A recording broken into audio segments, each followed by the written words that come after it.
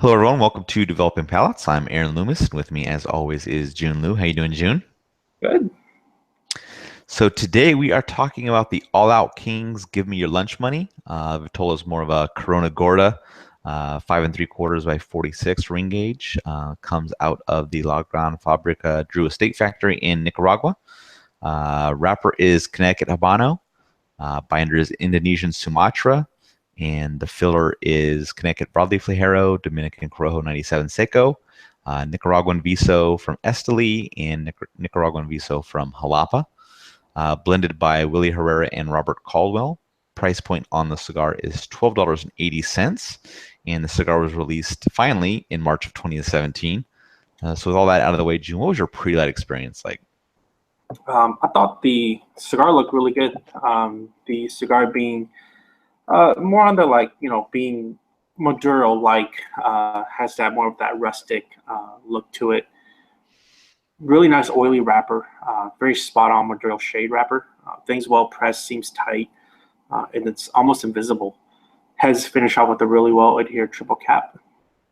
When I was doing the pre-light experience of smelling the cigar, off the wrapper, a really big wallop of a spicy cedar, footnotes of white pepper, cedar, leather, and hay, cold draw, white pepper, and like a toasted nuttiness. So all in all, very good pre-light experience.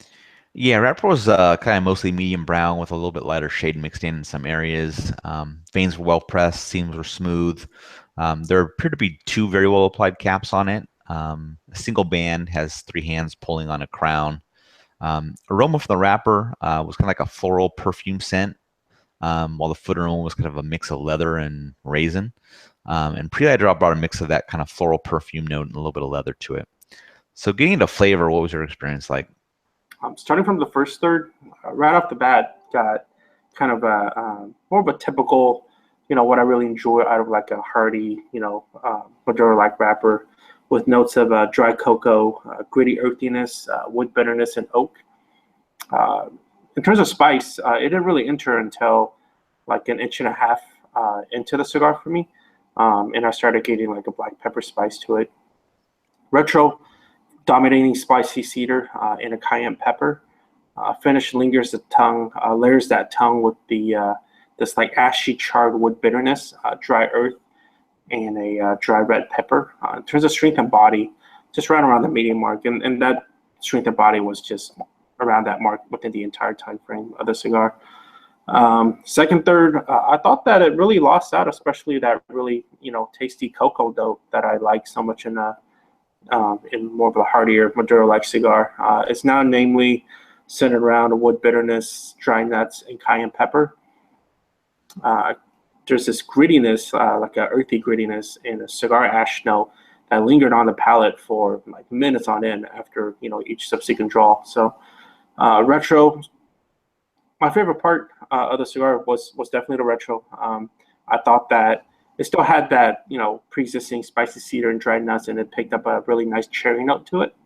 Um, and then in terms of the last third, it mimicked the. I should have said the second, third, and the last third was the same thing. So um, it just finished out in the same thing. Yeah, for me, initial draws brought like a dark wood and a mild dull pepper.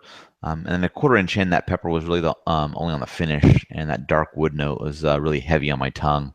Retrohale was slightly charred wood, and then beginning at the inch mark, some faint hints of cherry sweetness kind of popped in and out, while that dark, heavy wood was still kind of the primary profile. As the third came to a close, profile remained pretty much the same, kind of that dark and heavy wood note. And the strength in the first third was kind of just right at medium. Getting in the second third, black pepper kind of began to reemerge in the background with that dark, heavy wood still up front. Half an inch in, darkness and heaviness of the wood seems to kind of subside a little bit, and it becomes more of an aged wood note. And then an inch in, that profile kind of wanes back and forth with the dark wood and the aged wood notes. Retrohale still carried a kind of a nice aged wood note consistently through. And then at 1.5 inches, a little bit of bitterness entered the profile and kind of moved that wood note to the background. And then as the third was coming to a close, that bitterness kind of dropped back, becoming even with the wood. And the strength had bumped up a little bit to be just slightly above medium. And then getting in the final third, that general woody note and bitterness were kind of continuing on. And then a half inch in, the dark and heavy wood began to take over again and kind of push that bitterness to the background.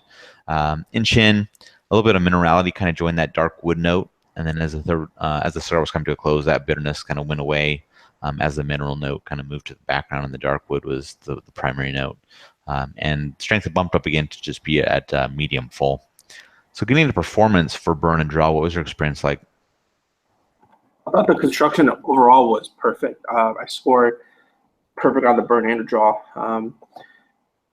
Really good burn, long, cool burning cigars, solid ashes, sturdy ashes, inch and a half increments. So absolutely no complaints. On the draw, I thought it was perfect as well. It created that perfect balance between having enough resistance and having that enough airflow to just draw in all the flavors. Yeah, I'm on the same page with you. It was perfect burn, perfect draw. I mean, razor sharp burn. Ashes held on inch and a half increments, just like you. Cigar put out tons of smoke, and it was consistent smoke output. Even while it was resting. So kind of always did that kind of, just have that little, ring of smoke coming off of the cigar while it was sitting on the ashtray. So it was nice. In regards to draw, same way. Had just the right amount of resistance I prefer. I couldn't ask for anything better in regards to how the draw was. So overall, what were your thoughts on the cigar? I thought the cigar had a very familiar Maduro-like flavors of that dry cocoa, backed by the wood notes and that gritty earthiness going on. But unfortunately for me, starting from the second third, it just kind of fell off for me. The profile became a bit too spice and char centric, especially on the finish, having that ashy, cigar ashy kind of a thing going on, and it just it didn't do it for me. And I felt like that really drowned out the other flavors. Mm-hmm. So with that said, I feel like perhaps this is the right Vitola for me. And I like to try it, especially on the thicker Vitolas of these All Out Kings. We got these, we got them, so I'm interested to try those. It's interesting. When I thought about smoking a cigar, I was actually reminded of smoking the Drew Estate Nica Rusticas. So a lot Mm-hmm. of the Nica Rustica notes are similar to what I had here. Mm, So, but interesting. regardless, this one didn't quite do it for me, but looking forward to trying the other ones. Yeah, I mean, the cigar had a nice dark wood note kind of in that first third, and had me thinking that might be kind of like the one flavor that was going to be there throughout. But things did change kind of going into that second third, which kind of added another dimension, which was welcome for me. I didn't get a bunch of nuances. Kind of those primary flavors were pretty heavy, but the flavors that it did present were good. And I think that this is probably a successful collaboration between Willie and Robert. Um, but even though price point doesn't factor in, these are fairly expensive cigars. And I think it kind of goes kind of similar in line with the Liga Privada line. They carry a hefty price tag as well. But I think this is worth checking out for those that kind of like medium plus in strength, and like some dark and heavy flavors. I'm like you said, I'm interested in smoking the other Vitolas just to see how they differ. But I think people that are fans of a lot of Drew Estate stuff, Liga stuff, that this would be something right in line for them.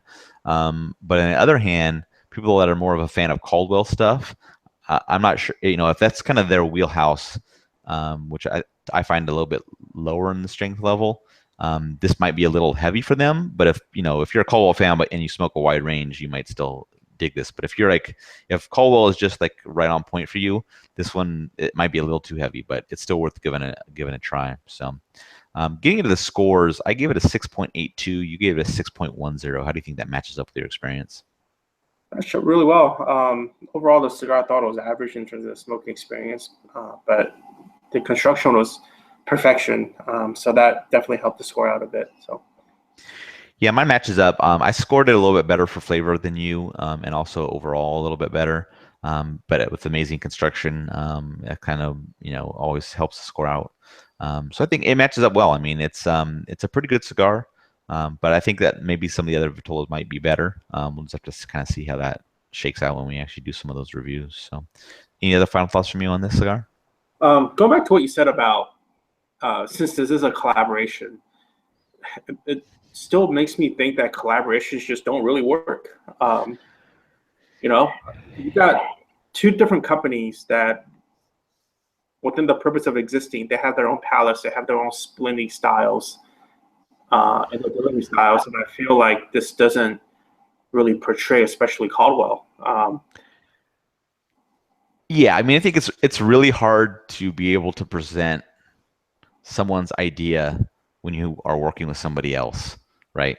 Mhm. So either someone takes the lead and it's going to end up being more their style, or they're going to just like completely meld together and it's probably not going to be anything fantastic because it's like you got a little bit of the one person, one little bit of the other person, and unless those things just match up really well, it's just going to be kind of a middle of the road cigar. So um, I, I listened to Robert Caldwell on Cigar Jukebox, and the way he was talking, it kind of seemed like Willie kind of, you know, did a lot of heavy lifting on there, and then got some of Robert Caldwell's kind of input on, and Robert would said that he was kind of happy to let Willie kind of do his thing a little bit, and then he would give input or whatever. But I don't want to put words in his mouth. Listen to the interview if you want to get the full details. But that's kind of the impression I got, was that it was more of because they were using my understanding is to kind of Drew Estate tobacco. So that was the because Robert is more of a Dominican tobacco guy, Yeah, and Drew Estate and Willie more of a kind of a Nicaraguan kind of style. So I think Robert was at a bit of a disadvantage in that collaboration because it was tobacco that he's not used to working with, and that's not his preference.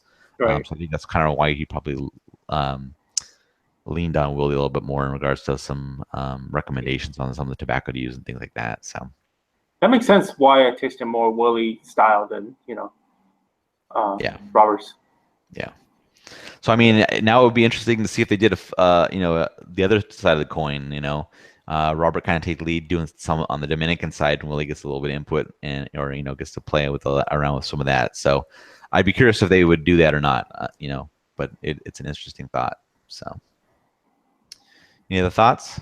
Might be worth noting that I smoked a pre-release version of this cigar Mm-hmm. that we got at the trade show last year.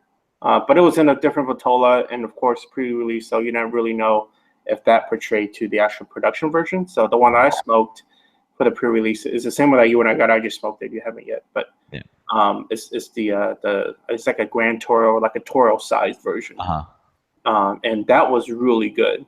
Which is why in my notes I said I'm looking forward to smoking other vitolas, especially thicker green gauge ones. Right. Right. Yeah.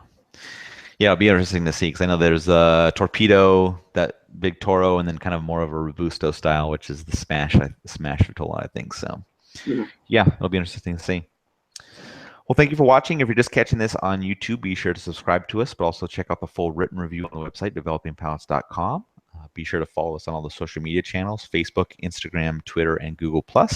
And you can catch all of our review recaps on podcasts, so iTunes, Google Play, and Podbean.